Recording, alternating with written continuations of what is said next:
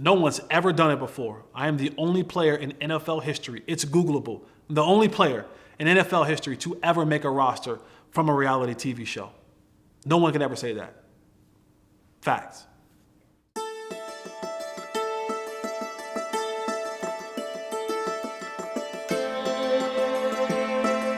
No excuses. There is no why you didn't make it. And I wanted to put him through hell, so when he got here, it was cake. That literally was the hardest thing I've ever done physically. And we were in the hallway, and they had everybody held at gunpoint. And they wanted answers. Somebody had to pay for it. If you could bottle the emotions that go into that game and sell it, you'd be a billionaire.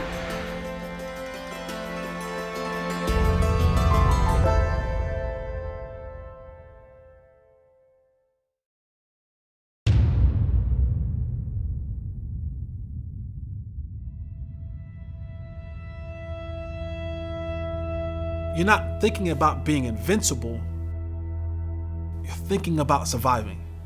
And if I make it past today, whatever tomorrow has to bring, I'll deal with it then. I just want to survive today. And you knew the risk, and you knew what could possibly happen to you. But that's the roll of the dice.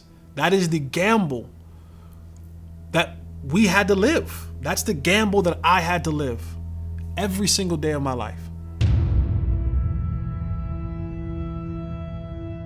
In our building, 471 Madison Avenue, right across the street from Jefferson Park. The drug dealers would hang out all in the park. And I could look through my peek hole.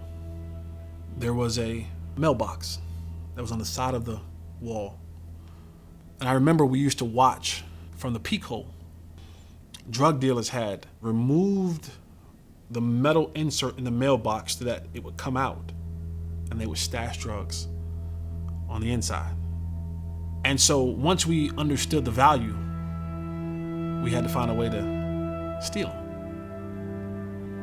And not knowing the true value of what each one was worth, we took it across town, and we probably had $600, $700, $800 worth of stuff for $25. I remember coming back and they being upset. And we were in the hallway, and they had everybody held at gunpoint. And they wanted answers. They wanted to know who took it, who has it. Somebody had to pay for it. You know, when people say that's ghetto, that's the hood, and sometimes people even try to glorify it. So you don't really understand what that is. You don't understand what it means every single day to have to live in that life. But there's lessons and there's things that you were taught in those places that you don't get taught on the other side of the tracks. Life skills, survival skills that I wouldn't trade for the world. Because you realize at some point in time in life, you'll need them again. And to have them, it's better to have and not need than need and not have.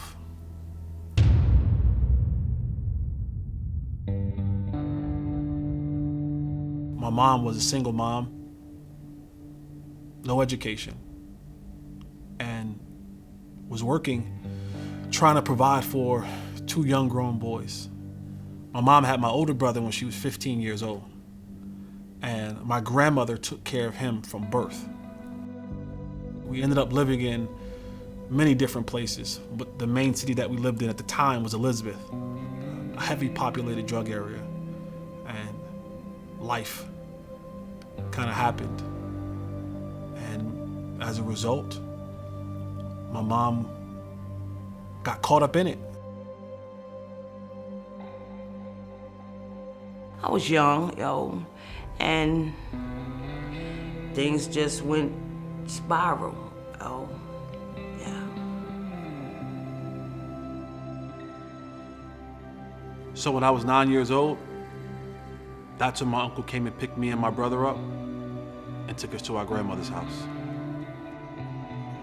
It was tough. It was a decision that I had to make because I didn't know where I was going or what I wanted to do. I just never experienced life as a teenager, and by the time I was 21, I had 3 kids. I remember getting back to her house and like 2 mangy mutts, she threw us both in the tub.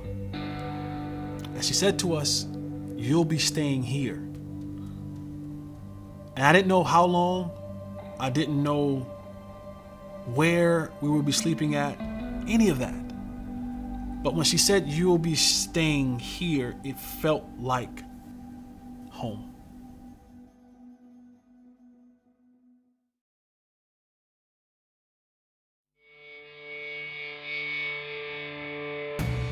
My AAU coach, we were headed to Las Vegas. We flew into LA and we did a warm-up tournament in LA. And he had an outing. He said, "We're gonna go and you're gonna learn the history of basketball." And we get on this campus of UCLA and it was John Wooden.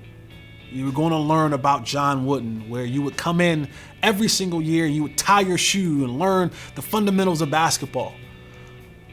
But that didn't appeal to me. What appealed to me was adults walking around campus with book bags. And I remember asking my coach, I said, "What are they doing?" He said, "What do you mean, what are they doing?" I said, "Where are these people going?" Where are they going? They're just walking around this place freely with these book bags on, and where are they going? He said, "The class." I said, "Wait, so no one tells them where to go, when to come, when to go? They're just free to do it?"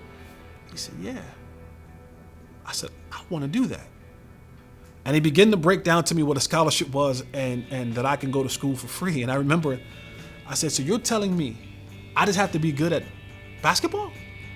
He said, "Yes, that's what a scholarship is." I said, "That's it." It changed everything.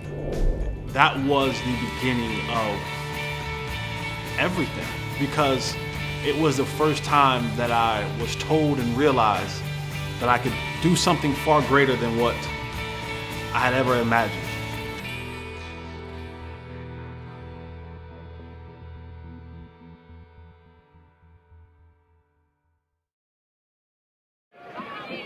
Quarterback.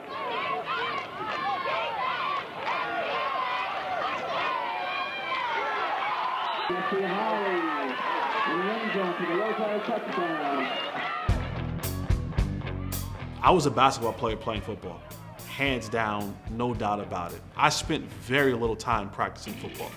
You could find me on the park playing basketball 24 hours a day, in the driveway, on the block, at the school in summertime. Like, football was easy.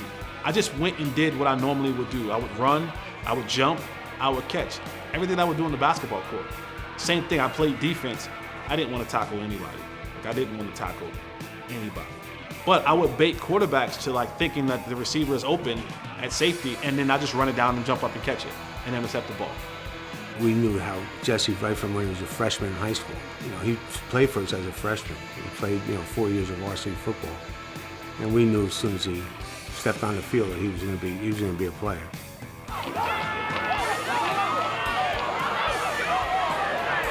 And then I started seeing the college coaches come around. And between basketball and football, it started all making sense. It started all happening so fast. It went from, I don't really want to do this, to, oh, this is a real thing. This is something that can truly take me far. And not just out of Roselle, not just out of New Jersey. This is something that can probably take me somewhere that I watch on TV. Number 9, Jesse Holley in the end zone for the low-side touchdown.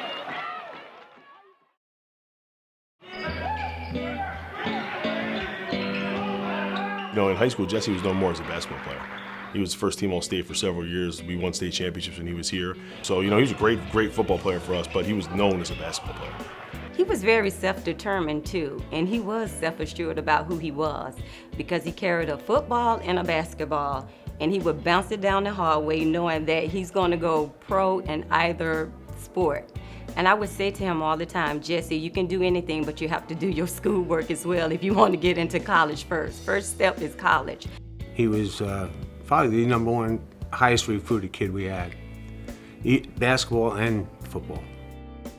I made North Carolina my last official visit for the very thought of, well, I'm gonna visit these other schools, Ohio State, Michigan State, and I thought by the time I got to North Carolina, I would have had a decision made, so I won't even have to go on that visit. And I had a horrible visit at Ohio State. Michigan State, I was locked in, and then they fired the head coach. And Carolina was my very last visit.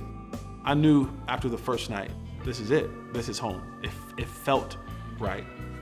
But you know, you have to go through the theatrics, right? You can't just come out and say, I'm going to North Carolina. So it was like, well, I'm going to wait a couple weeks and I'm going to do it.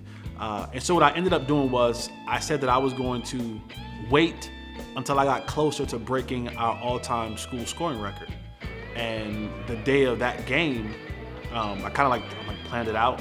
And like the day of that game, I'll make my announcement before that game. So like I'll make my college announcement, and then hopefully I would break the school scoring record in that game. That night, I got my name in the record book and started my life as a North Carolina Tar Heel.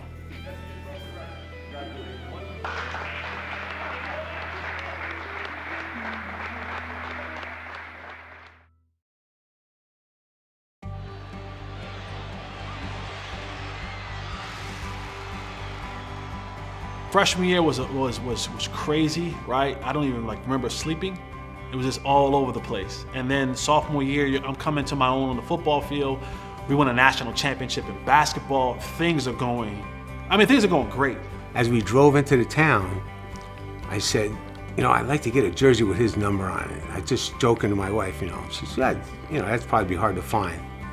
It was the most unbelievable. Every store that we went by had his number sitting on the jersey as we drove by. It was just unbelievable. Unbelievable. And we got in the stadium, all these kids had his jersey on, and he made a name for himself there too. I had made my mind up, all right, Jesse, you're a full-fledged football player now.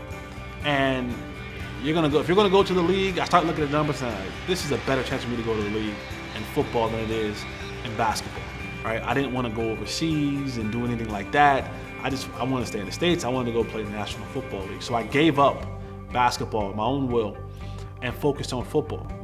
And had a really good junior year, and then my senior year, our coach got fired early in the season, but they let him stay on to finish out the year. We were doing that 2 quarterback system thing. Is like, if you got 2 quarterbacks, you don't got no quarterback. And it just dropped my stock. And so I ended up on draft night, didn't get drafted. And so after the draft was over, Cincinnati called, and I went to Cincy, and I ended up making their practice squad. After 8 or 9 weeks, I got released. It was the first time in my life that someone told me, you're not good enough.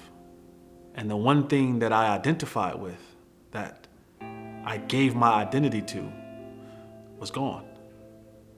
I didn't know what to do next. I was too embarrassed to go back to New Jersey. I can't give them the satisfaction to see my face and to see failure.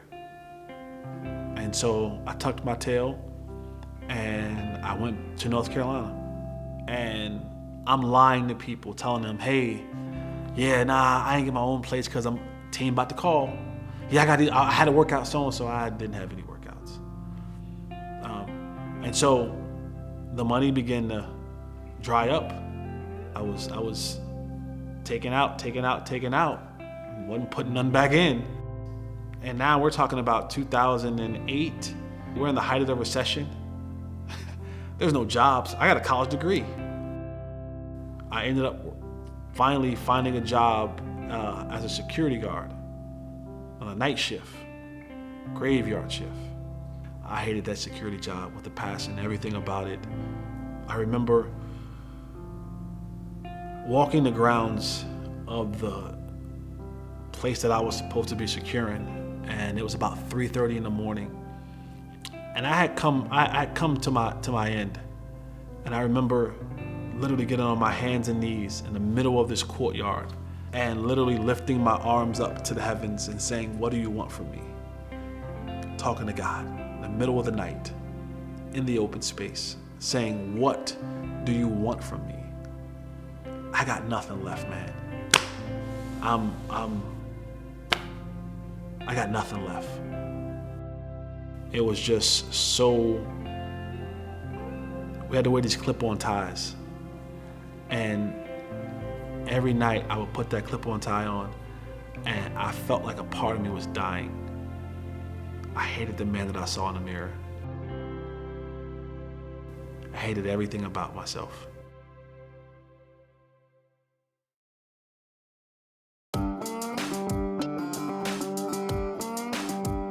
Man, when I first thought about it, we had all these reality shows going and everything, and everybody's getting a chance, becoming the next singer, becoming the next everything. And I was like, none of that has the cachet of becoming an NFL football player. And certainly all of it dwarfs in the face of becoming a Dallas Cowboy. So I was like, oh, wow, I got this. I ran over to Jerry. I said, Jerry, this is a great idea, man. I'll never forget Jerry, and I love him for it. I love him.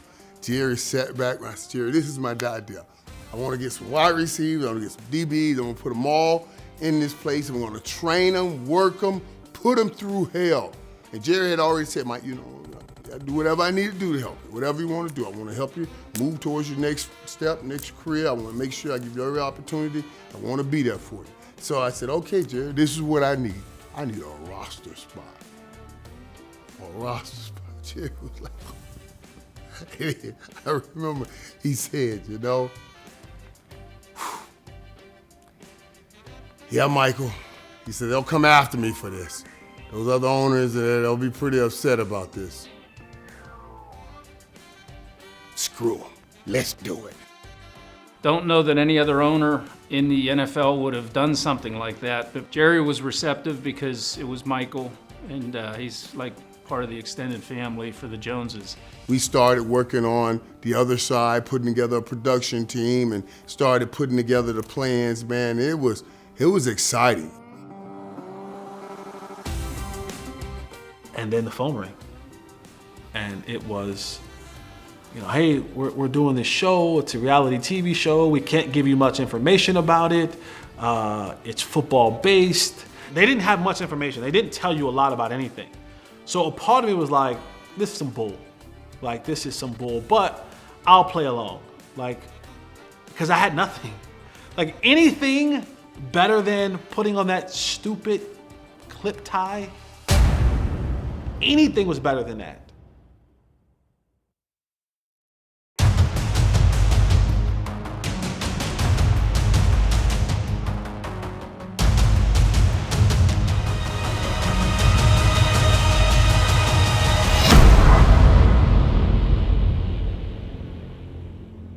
I didn't take a whole lot of solace in the fact that there was going to actually be someone that was going to make that transition, because there's a lot of guys that are out there that, for some reason didn't make it to the NFL level.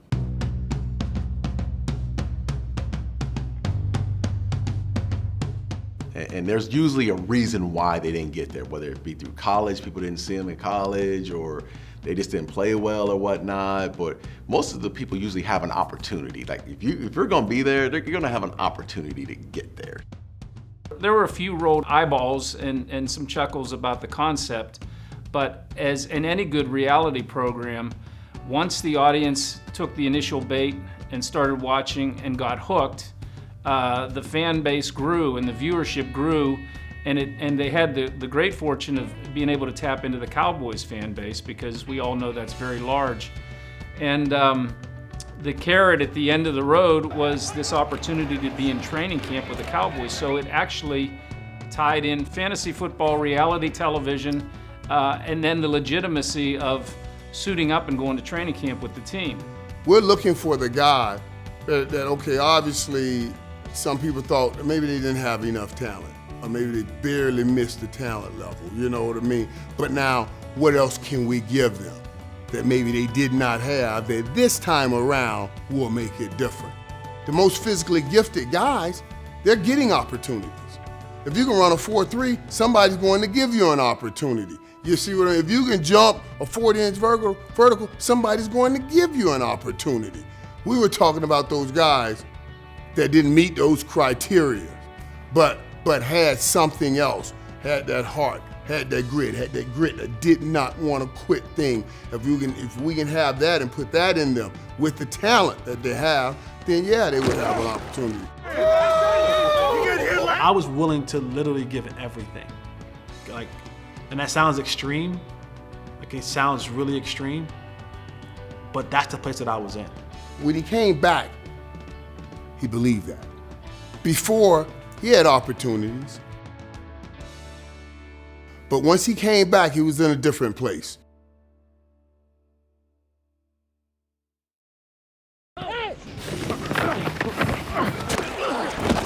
Design certain plays to have one-on-one, and that was one-on-one with you with the ball. That's as good as it gets for us. You got to beat them to the sideline. Yes, sir.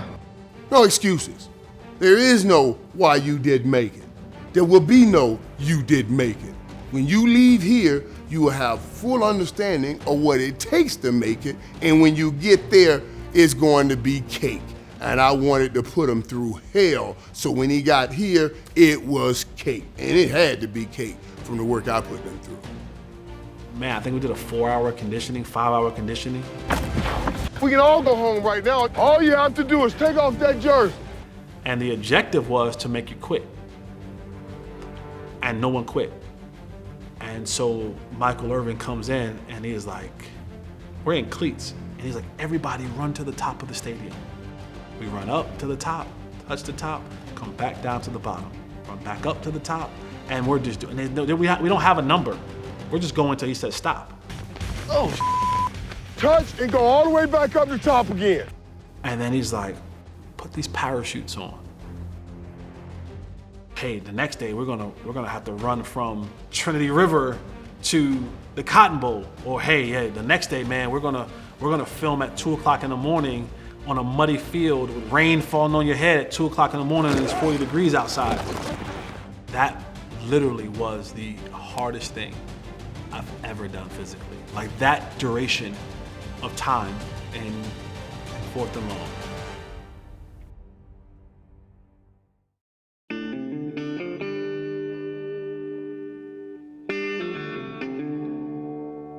I really don't even remember being on camera, but a couple times I think they grabbed me and said, give the guys a tour of Valley Ranch and show them around and just talk to them a little bit about the Cowboys tradition and history and that type of thing. You know, they couldn't do anything on our grounds during regular business working hours, so a lot of it was me just kind of being sort of like the janitor to open up the gym and let them work out and then lock up after they left.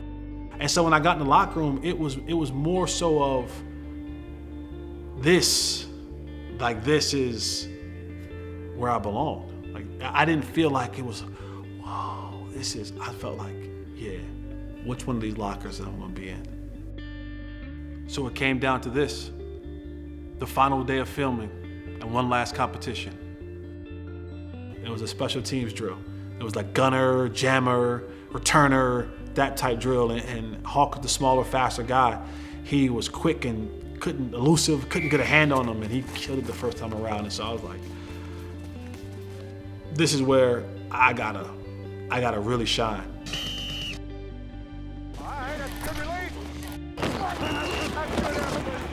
The final show, it was me and 2 other contestants. We were in Cowboys Stadium.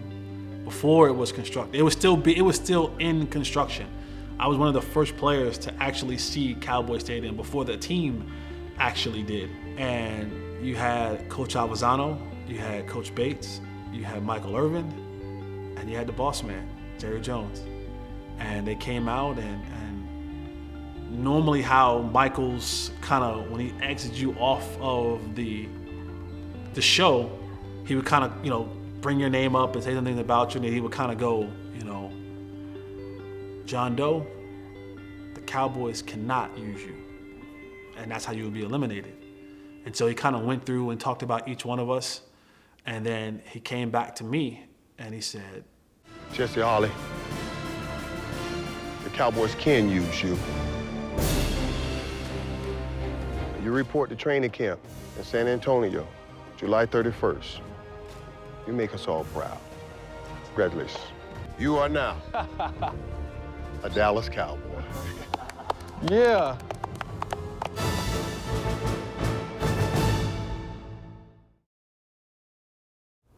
It was impressive. It was impressive in the sense that this guy had willed himself to get there on that show. I don't know what he went through to get there, but he got there on that show. He showed his ass off. He worked every day, he competed every day, and then he got his shot. And you think you automatically become a Dallas Cowboy. And in essence, yes, but in reality, it's not quite. I knew the results in, I think it was March or April, but the show didn't conclude until July. So I still couldn't be seen. I still couldn't be, around Dallas. I couldn't be at the facility. I couldn't be practicing. So it was just a level of just, all right, you're up in the air now. What do you do? I would sneak into the Cowboys facility when it was in Irving at Valley Ranch. And Coach Joe and I would sneak in the back door and we would sit in this little film room. And so that's how I kind of got a grasp of what was happening, what was going on, so I can have some sort of understanding when I got to training camp. Having Coach Joe there was such a vital piece because he was someone who was already familiar with the organization and had already been in the league and understood who, like, hey, listen, this is Roy Williams, right? He makes $49 million. You're not going to play in front of him. He goes, this is Sam Hurd, and this is the guy who does everything on special teams. Look at him. Look how fast he is. Look how this. Look at, and he's showing me all these different things. He says, you have to be this. And he's like, this is Patrick Creighton. Patrick's playing over here. He's playing over there. He's playing everywhere. And he was like one of the only guys that were playing all over the place. And it was like, can you marry those, right? Can you have the knowledge of being and knowing everywhere to be in the offense? And can you give them hell on special teams? If I was going to make this team, I had to be that guy.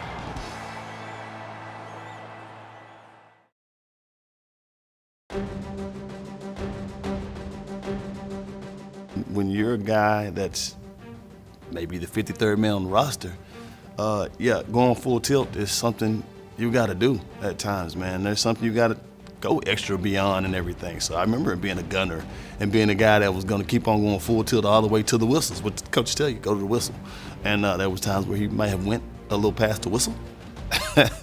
Yeah, and you have your veteran guys sometimes at practice, they may be a little tired, they may be a little sore, whatever it is. And so they be like, damn, man, you don't have to go, 100 miles an hour every single rep.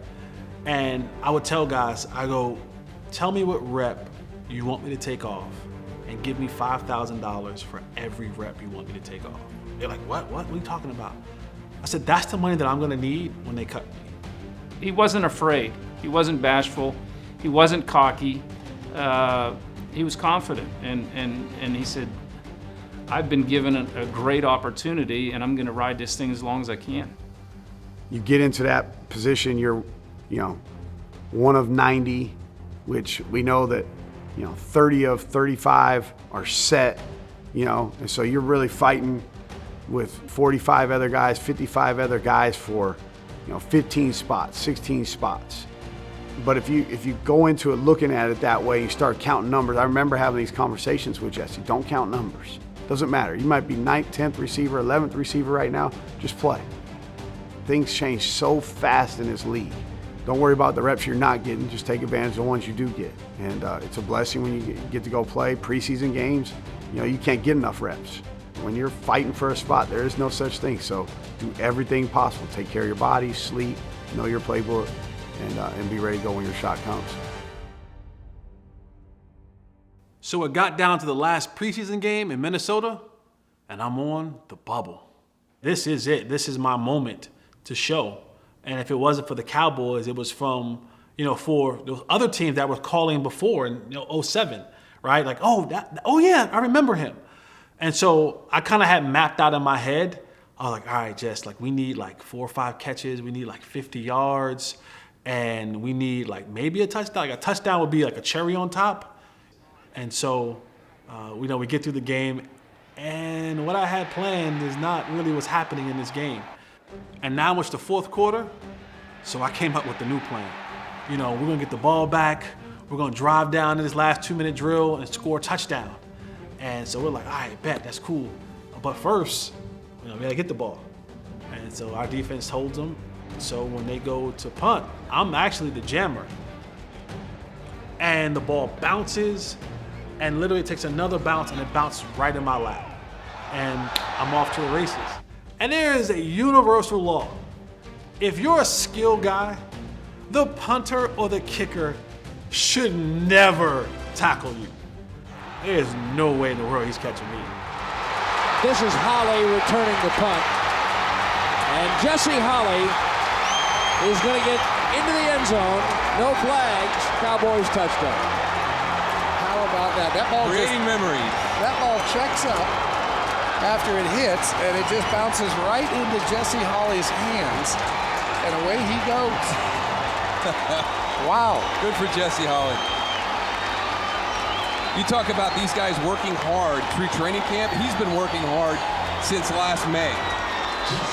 He's from Michael Irvin's reality show, 4th and Long. And Holley picked it up on the bounce and had the presence of mind to turn around and run the other way. 73 yards for the touchdown with the extra point for the first time since they led 7-0. The Cowboys lead. They're ahead of Minnesota 35-31. After that game in the locker room, I remember Mr. Jones walking in there and he's kind of saying hello to everybody and he gets over to me and he kind of gives me grabs me by the head and he says, son, I've been around football my whole life. He said, I've never seen a football play like that before in my life. He said, congratulations. Now, I didn't know what congratulations meant, but I just knew at that moment, sometimes, the last thing that someone sees of you can be a positive thing when it came down to that bubble. And it was a positive thing for me because it led me to the practice squad. And that was an accomplishment. Being out of football for a year and a half, reality TV show, just getting the playbook the day I stepped foot on training camp in San Antonio, being the 80th man on the training camp roster, being receiver number 11 in a depth chart, and then working my way to a place where now I'm an injury away from being called up.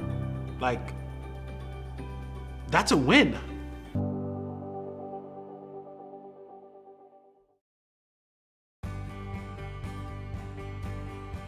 And then we get to 2010. I'm an active roster guy now, right? I'm I've built the trust, I've gained the respect, and so everything is kind of, going well. And then, after that year is over, Sam Hurd goes to Chicago, Patrick gets traded to San Diego, and so now it's looking like, oh, this is you. You're now into that mix of players and veterans heading into that next season. That season, we open up against the Jets. It's 9/11. It's huge. We're in New York City. I mean, that's an event in itself. And we end up losing that game to the Jets, and Dez hurts himself. And so now I'm hate to see that Dez can't go, right? This is unspoken kind of thing. It's that's my guy. Hate that. I'm really upset that he's hurt. I don't want him to be hurt. But here's my moment. So I'm this is the start of something amazing. And we get into that week, and the week is going fantastic. It's going great. I'm loving it. I'm I'm getting a chance to really tell all my people back home, listen, we get 11 personnel, the boy gonna be out there. You're gonna see me a lot on offense. And we get to San Francisco, and Dez is a game time decision. He's hey, if we can go, then everything bumps down. I'm I understand that. Dez can't go. And minutes before we're about to go out to start the game, coach, my receiver coach walks in and he's like, hey, we're gonna go with Dwayne Harris.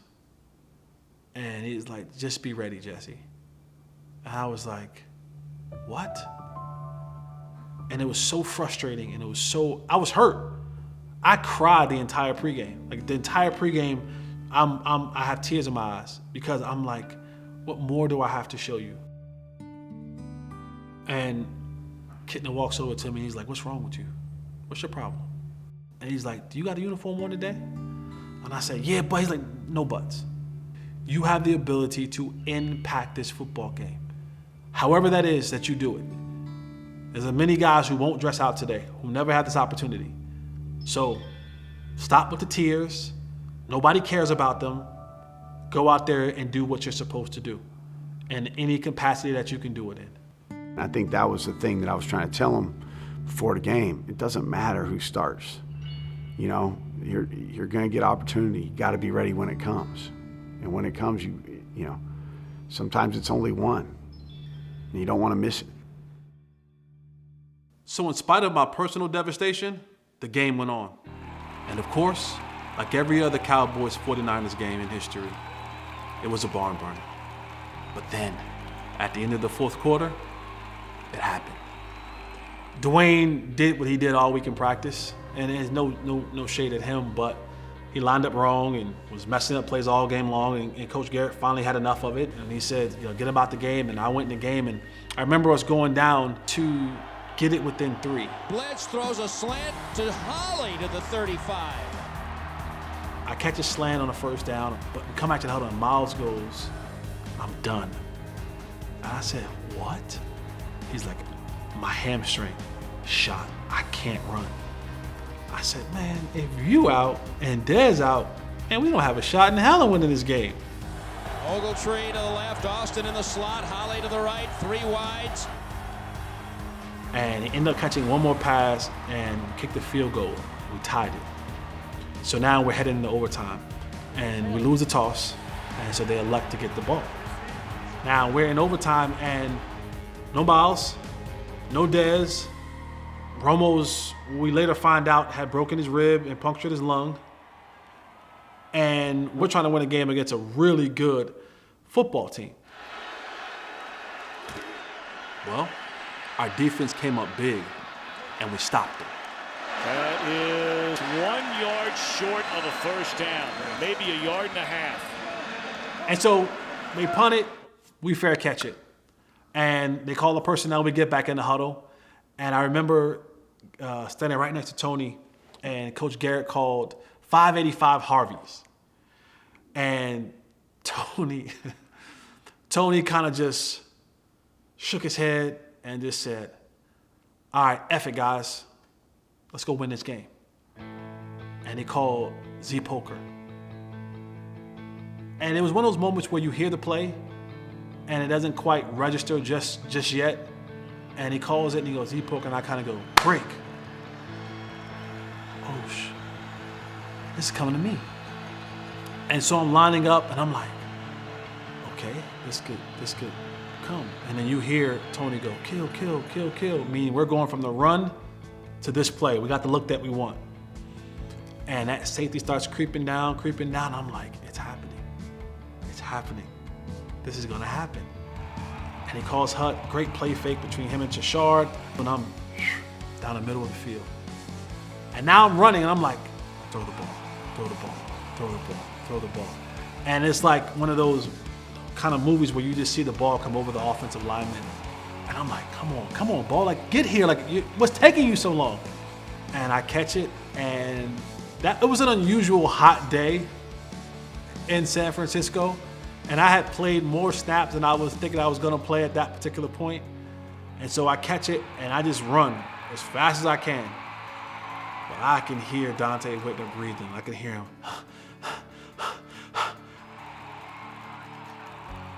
I hope he gives up. And I can hear him getting closer and closer and closer and closer. And he tackles me at the 1 yard line.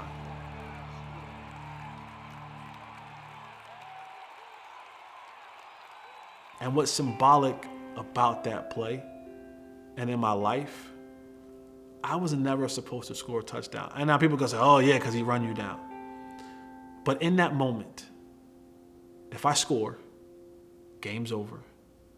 Everyone mobs the field, they jump on you, they do the whole little end of the game celebration. But because I was tackled at the 1, everyone had to stay at bay. It's still a live football game. And it brought me kind of full circle to where this thing started. In that moment, you see me hands in the air, on my knees. This was the same position that I was in at 3:30 in the morning, in the middle of this tobacco warehouse, asking God, what do you want from me? And it just was symbolic of the same position of crying out because I had nothing and I was in a dark place, was the same position that I was in the moment of joy.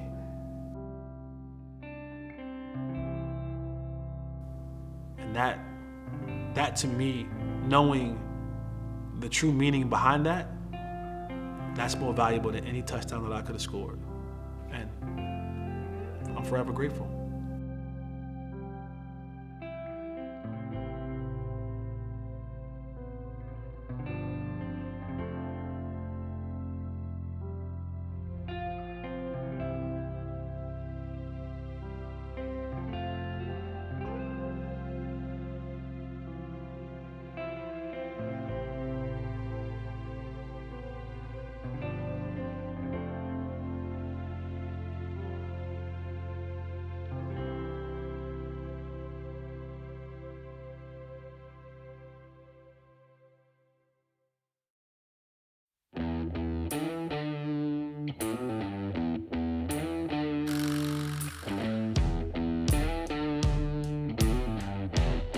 There's so few people get to experience that. The complete high and the complete low in a 3-hour experience. I say it all the time. If you could bottle the emotions that go into that game and sell it, you'd be a billionaire.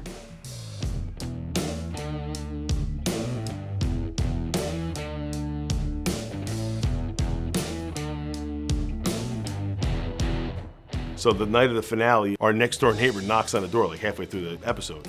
She's like, hey, come over, I'm locked out of my house, I need to get in my house. I'm like, wait, I can't do it right now. She was in like, had like a towel on, she was in her whatever, and she's like, I need help. I have these big dogs, and I am not a dog guy.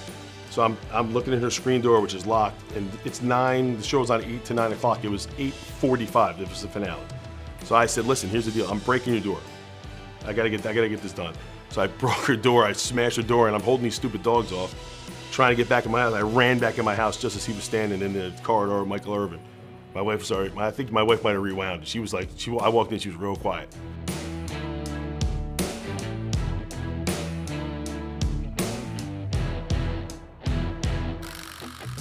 I want to create matchup problems at every single turn. And I want to have a quarterback that comes to the line of scrimmage and says, here's where the football is going to go and why, and get it there quickly. And that's when I watched that, I saw that, and it just was bing, bing, bing, bing, bing, bing, touchdown. But that comes with practice.